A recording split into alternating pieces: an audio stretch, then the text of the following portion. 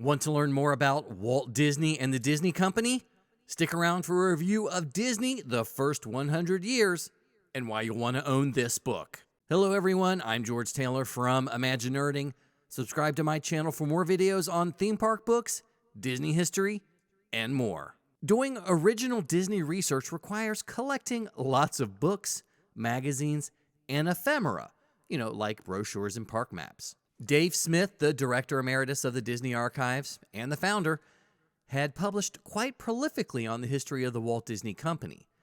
Many of his titles are on my list of Walt Disney World history books, and many of the books on the list are my favorites, with quite a few of them being considered essential. Disney, the First 100 Years by Dave Smith was published in 1999. This 198-page book is an amazing look at Walt Disney and the Disney Company. First off, this isn't a comprehensively nerdy title. It doesn't go in too deep, especially trying to cover over 100 years of a man/company in less than 200 pages. Even when there are many 200 to 300 page books dedicated just a single theme park and films, this one just, touches the surface. But it is a great overall look at the major events of the Disney organization. Remember that whole 100 years of magic promotion that followed the Millennium Celebration in 2001? Yeah, this was another product from it. The first entry in the book is 1901 and expectedly covers Walt Disney's birth. Disney, the First 100 Years is broken down into major time periods with at least one page per year with tons of photos. It's written in a great and approachable style that is less encyclopedic and more of a narrative. Here's the first paragraph from the first entry. At the start of the 20th century, major changes were taking place around the world. In Great Britain, an era ended with the death of Queen Victoria. The vast separations between nations began to shrink as the first transatlantic telegraphic radio transmissions took place. In the U.S., President William McKinley was assassinated, and Theodore Roosevelt took his place to become the nation's youngest president. Life would soon become simpler for Americans. The automobile made its first appearance on city streets, motion pictures were just coming to their own, and a man who would eventually revolutionize family entertainment was about to be born. As we go through the title year by year, the book is broken down into sections based on the major period of Walt Disney's life and the company. There are many black and white and color photographs that help tell the story of the man and the company. Some years are lumped together and only have a paragraph or two. More monumental years could have multiple pages dedicated to them. The following entry is from 1929.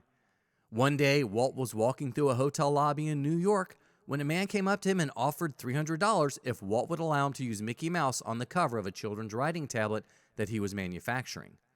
Walt agreed, and thus began Mickey Mouse merchandising. Other offers soon followed, and the Disney set up a subsidiary, Walt Disney Enterprises, to handle licensing.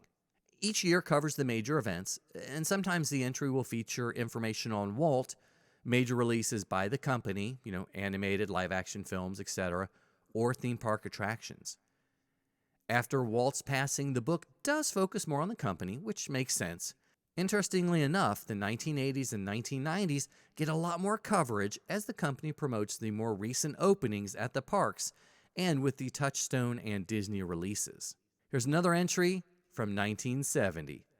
On June 22nd, the Walt Disney Archives was established and charged with recording and preserving the history of Disney, including historical documents, memorabilia, selected film and theme park props, and other items pertaining to Walt Disney, his family, and the Disney Company as a whole. The book was published in 1999, and the last entries covering 1999 and 2000 are more of a things to come style presentation. There are advertisements for really bad direct-to-video sequels and concept art for the Animal Kingdom. Although the park opened in 98, the book was being written and, getting ready for publication before then. The year 2000 entry features artwork for the upcoming Millennium Celebration, various hotels for Disney World and Disneyland, concept art for Tokyo Disney Sea and Disney's California Adventure, and many more bad video sequels. Did I mention how much they promoted direct-to-video sequels? Looking back at the book after 20 years since its publication makes you realize how Disney was the master of cross-promotion and marketing, regardless of the quality of the product. Overall, Disney the First 100 Years is a great look at the company as a whole. Like I mentioned earlier, it's not incredibly detailed, but it is a fantastic resource for getting a great overview of the company.